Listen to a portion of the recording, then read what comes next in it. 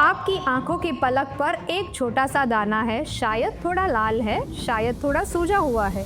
आपने सोचा, अरे ये तो सिंपल स्टाई है, गर्म पानी से सेक करूंगा ठीक हो जाएगा। लेकिन 1 महीना हो गया, वो दाना वहीं का वहीं है, ना दर्द हो रहा है ना वो जा रहा है।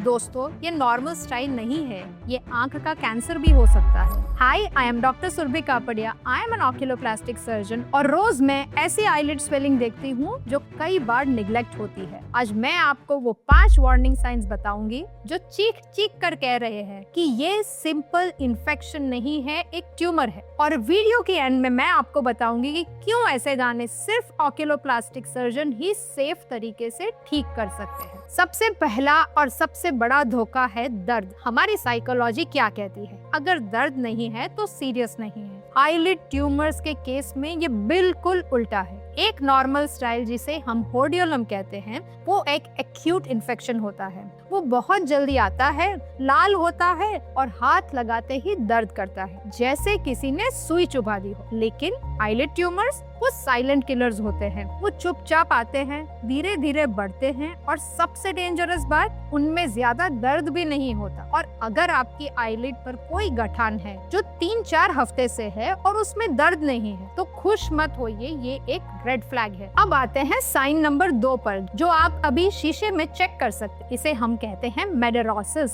एक नॉर्मल स्टाइल में सूजन की वजह से आईलैशेस छुप सकती है, लेकिन वो वहाँ होती है। लेकिन कैंसर क्या करता है? वो आपके हेयर रूट्स यानी कि फॉलिकल्स को खा जाता है, कंप्लीटली डिस्ट्रॉय कर देता है। जहाँ वो दाना है, अगर वहाँ की आईलैशेस गिर गई है तो वहाँ एक बॉल्ड पैच बन गया है। तो ये नॉर्मल नहीं है। इसका मतलब है कि अंदर कुछ ऐसा है जो हेल्दी टिश्यू को मार रहा है। अगर आपको ब्रोकन लैशेस या मिसिंग लैशेस दिख रही है तो तुरंत अलर्ट हो जाए। तीसरा साइन, वो दाना दिखता कैसा है? स्टाई एक सिंपल पिंपल जैसा लगता है, स्मूथ और लाल, लेकिन ट्यूमर की शक्ल अलग होती है। अगर वो दाना पर्ली है, मोती जैसा चमक रहा है या उसके ऊपर छोटी छोटी लाल नसें दिख रही है, तो वो कैंसर हो सकता है। कभी कभी उसके सेंटर में एक गड्ढा यानी कि अल्सर भी बन जाता है जो भरता नहीं। अगर आप सुबह उठते हैं और उस दाने पर खून या क्रस्ट जमा हुआ मिलता है बार बार, तो ये इन्फेक्शन नहीं है, ये टिश्यू डिस्ट्रक्शन है। साइन नंबर 4, मैं कहती हूँ द बूमरैंग इफेक्ट। पेशेंट्स मेरे पास आते हैं और कहते हैं, डॉक्टर ये वहीं पर पहले भी हुआ था, मैंने दवाई ली तो बैठ गया, अब वापस आ गया है। स्टाई कभी कभी वापस आ सकती है, लेकिन कैंसर वो तो जिद्दी होता है। अगर आप एक ही जगह पर बार बार सेम लंप नोटिस कर रहे हैं, जो दवाई लेने पर भी थोड़ा शांत होता है पर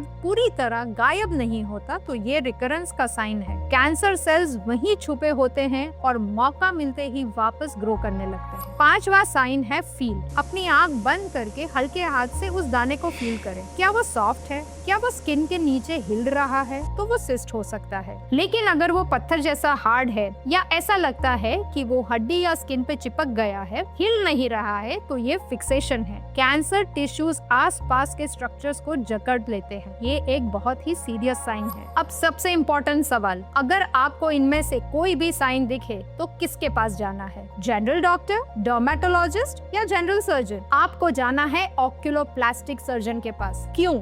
देखिए, आईलिड हमारे बॉडी का सबसे डेलिकेट पार्ट है। ये सिर्फ स्किन नहीं है, इसके अंदर मसल्स हैं जो आंख बंद करने में मदद करते हैं। इसके अंदर टीयर ड्रेनेज सिस्टम है। एक ऑक्यूलोप्लास्टिक सर्जन आई स्पेशलिस्ट और प्लास्टिक सर्जन दोनों का कॉम्बिनेशन होता है। हमारा काम सिर्फ ट्यूमर निकालना नहीं है, हमारा काम है ट्यूमर निकाल के रिकंस्ट्रक्शन करना। हम ट्यूमर को निकालते हैं और फिर आईलिड को वापस ऐसे बना देते हैं कि निशान कम से कम दिखे और आंख परफेक्टली बंद हो। कुछ कॉम्प्लेक्स केसेस में हम फ्रोजन सेक्शन बायोप्सी भी करते हैं। ऑपरेशन टेबल पर ही चेक करते हैं कि कैंसर पूरी तरह निकला है या नहीं, ताकि आपको दोबारा सर्जरी ना करानी पड़े। सो बॉटम लाइन क्या है? हर दाना स्टाई नहीं होता। अगर कोई लंप पेनलेस है, आईलैशेस गिरा रहा है, हार्ड है या बार बार वापस आ रहा है, तो प्लीज घरेलू नुस्खे बंद कीजिए और एक ऑक्यूलोप्लास्टिक सर्जन को जरूर दिखाएं। अर्ली स्टेज में हम इसे एक छोटे से प्रोसीजर से ठीक कर सकते हैं, लेकिन डिले करने पर ये आंखों की रोशनी और कभी कभी जान के लिए भी खतरा बन सकता है। अगर आपको ये वीडियो हेल्पफुल लगा तो प्लीज उनके साथ शेयर करिए जो आंख की प्रॉब्लम को इग्नोर करते हैं।